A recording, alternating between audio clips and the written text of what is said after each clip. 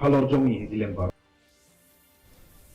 The Khasi Students' Union KSU West Khasi Hills District held a protest against the implementation of the Citizenship Amendment Act (CAA) in the state and across India.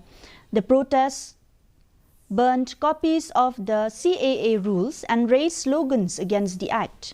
KSU leaders, including General Secretary Franklin Im-yong, expressed strong opposition to the CAA and vowed to prevent its implementation in Meghalaya.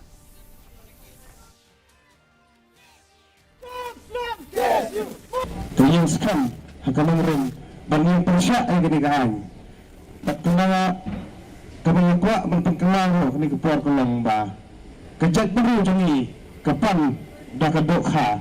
Hamray kasarkar Meghalaya berkasarkar India ki ay dopsen. Lada yang ginigaan yung petrekam berkasarkar India kala ban wanra mengiskan bagai kasi misalang kung mau susutan lah depan mengisalang kinong jomlo rejone hakane kanjaka jongi gini genting kisalang kisah terekam lada kung kinong sisunang joga jela jongi gim kendithia. And now the weather report.